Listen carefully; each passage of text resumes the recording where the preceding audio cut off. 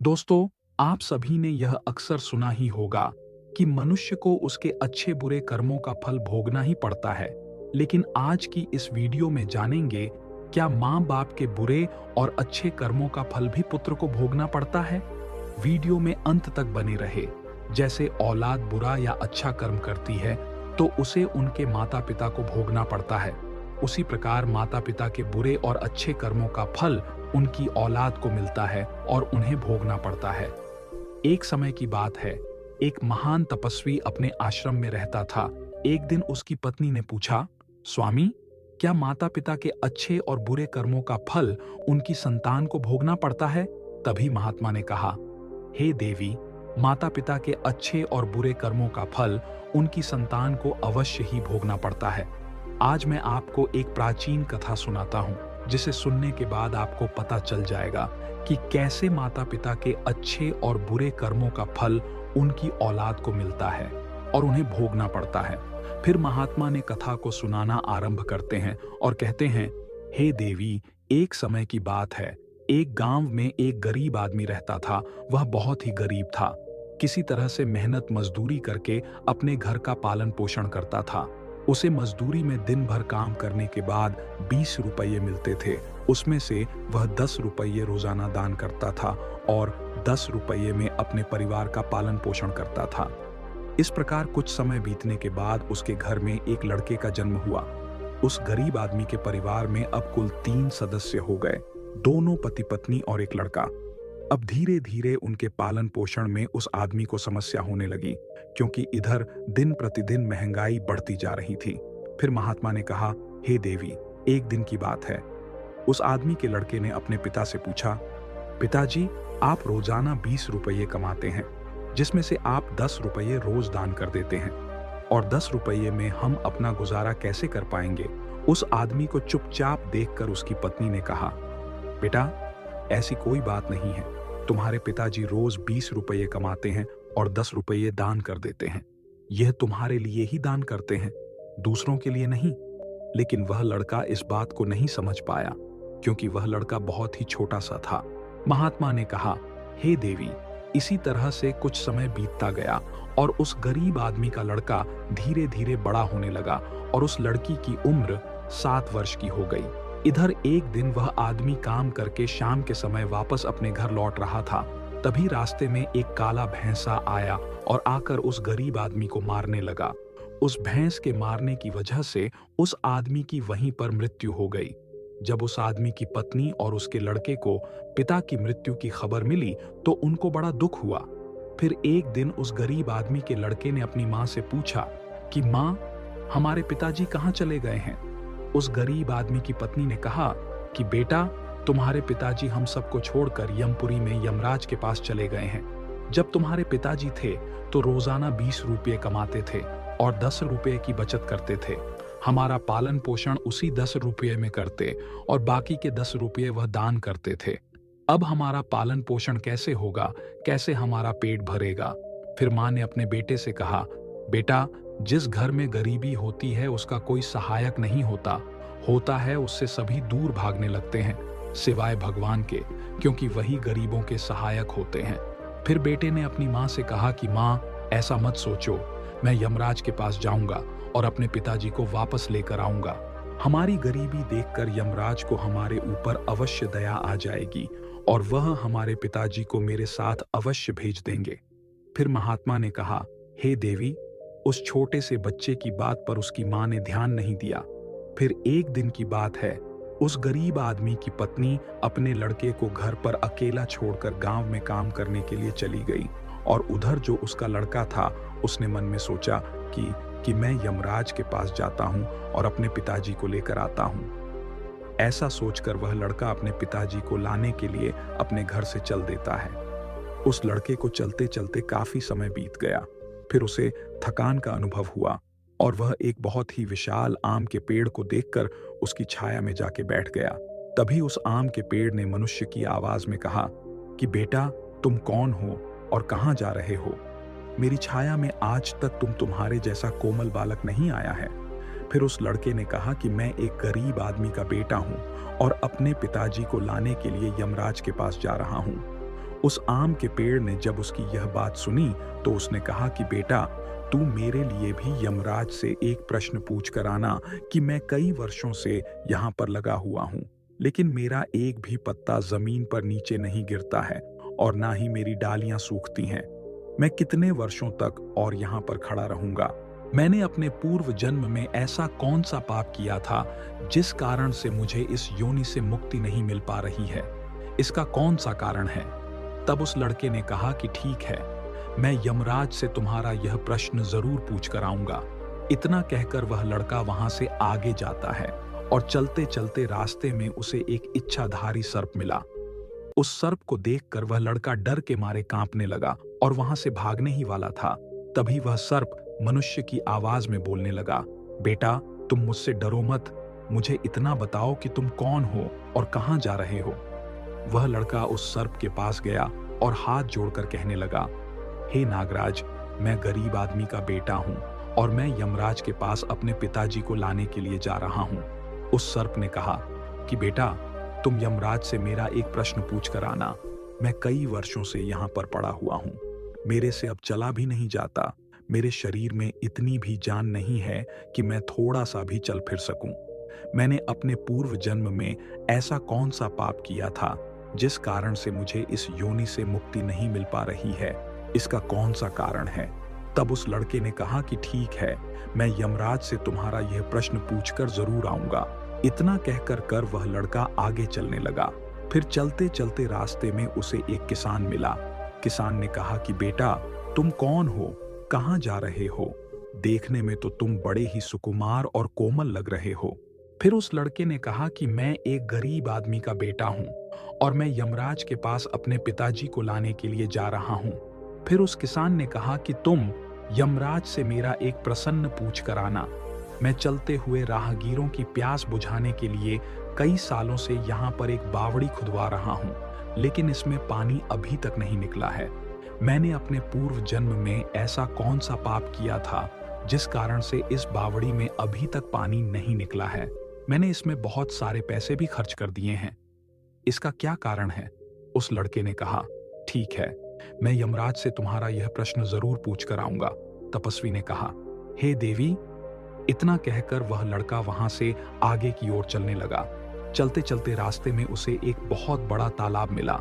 फिर वह लड़का तालाब के किनारे पर गया और पानी पीने लगा।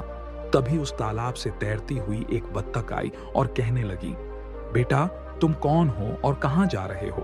तब उस लड़के ने कहा कि मैं गरीब आदमी का बेटा हूं और मैं यमराज के पास मेरे पिताजी को लाने के लिए जा रहा हूं। उस लड़के की बात सुनकर उस बत्तख ने कहा कि बेटा, तुम यमराज से मेरा एक प्रश्न पूछ कर आना। कई वर्षों से मैं इस तालाब में भटक रही हूँ। मेरी 7 पीढ़ियां गुजर गई हैं, परंतु मैं अभी तक इसी तालाब में रह रही हूँ। मैंने अपने पूर्व जन्म में ऐसा कौन सा पाप किया था जिसके कारण मुझे इस योनि से मुक्ति नहीं मिल पा रही है? इसका क्या कारण है? तब उस लड़के ने कहा, ठीक है, मैं यमराज से तुम्हारा यह प्रश्न जरूर पूछ कर आऊंगा। इतना कहकर वह लड़का वहां से आगे की तरफ बढ़ने लगा।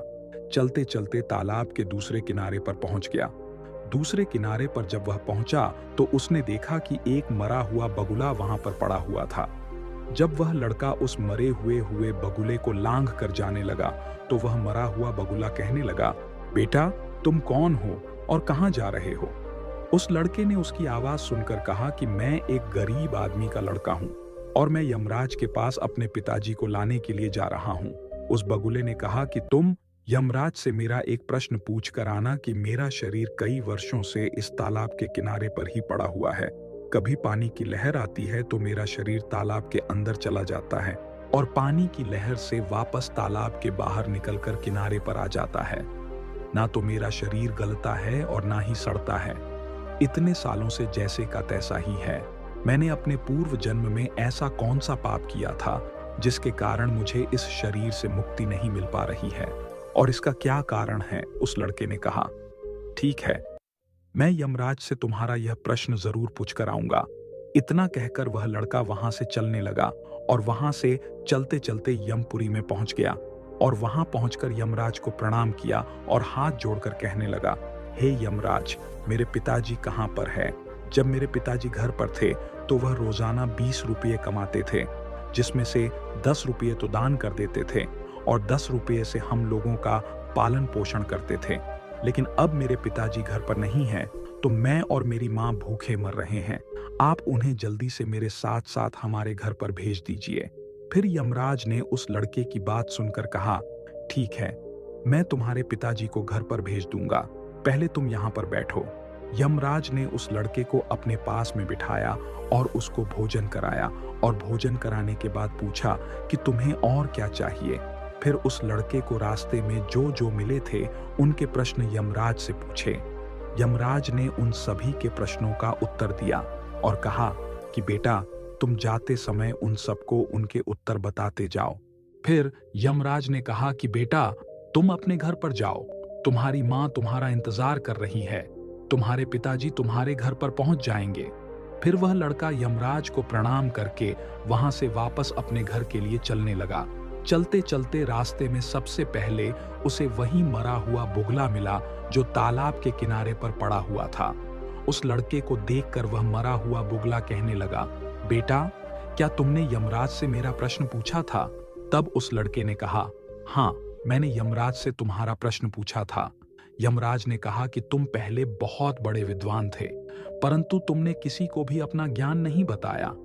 अब मर गए हो, वह ज्ञान तुम्हारे अंदर ही अंदर खोल रहा है। जब तक तुम अपना ज्ञान किसी को नहीं बताओगे, तब तक तुम्हारी आत्मा को शांति नहीं मिलेगी। फिर उस मरे हुए बगुले ने कहा कि बेटा, अब ऐसी हालत में मेरे पास ज्ञान लेने के लिए कौन आएगा? तुम मेरा ज्ञान ले लो। फिर उसने उस लड़के को जितना भी उसके पास ज्ञान था, वह सारा ज्ञान उस लड़के को दे दिया और ज्ञान देने के बाद तुरंत ही उसकी आत्मा को मोक्ष की प्राप्ति हो गई। फिर वह लड़का आगे चल पड़ा। चलते चलते उसे वहीं बत्तख मिली। बत्तख ने कहा कि बेटा, क्या तुमने यमराज से मेरा प्रश्न पूछा था? उस लड़के ने कहा कि हाँ, यमराज से मैंने तुम्हारा प्रश्न पूछा था। उन्होंने कहा कि तुम्हारे अंदर अमृत है, जब तक तुम इस अमृत को किसी को नहीं दोगी, तब तक तुम ऐसे ही व्याकुल रहोगी।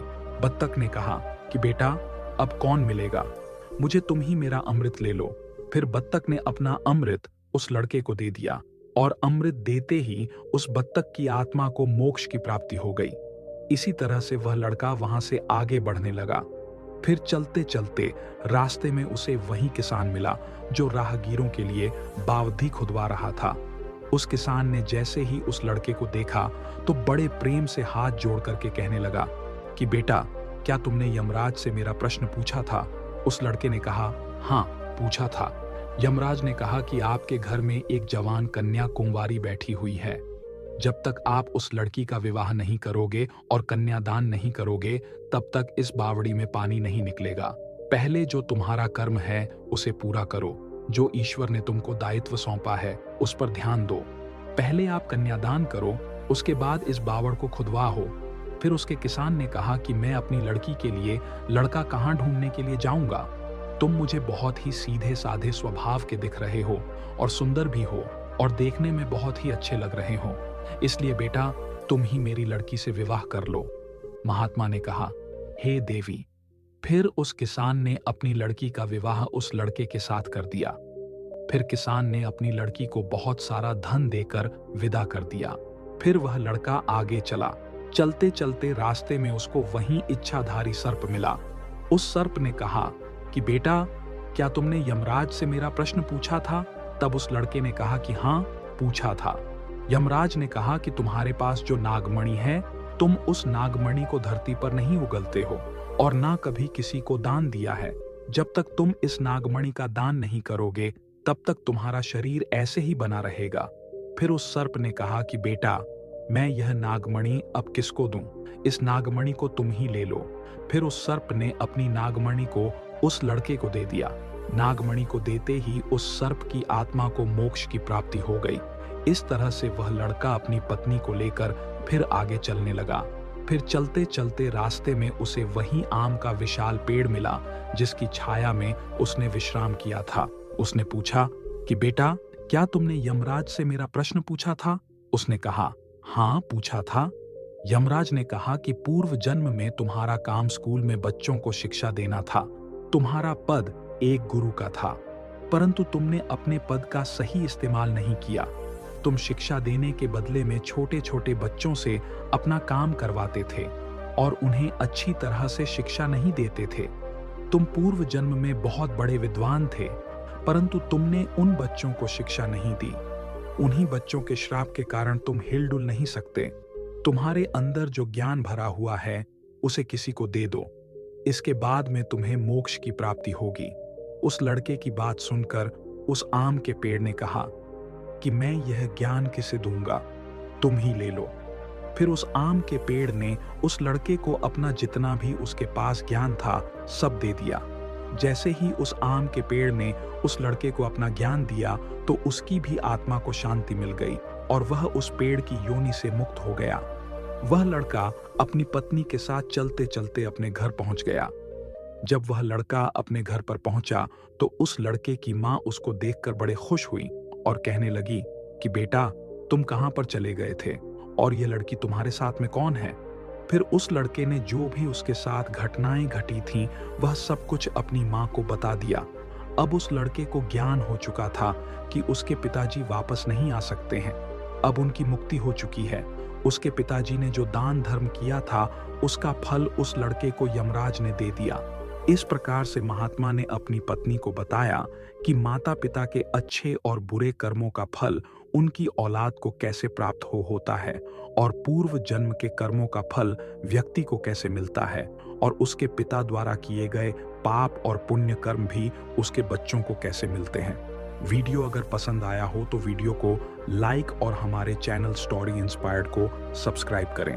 धन्यवाद।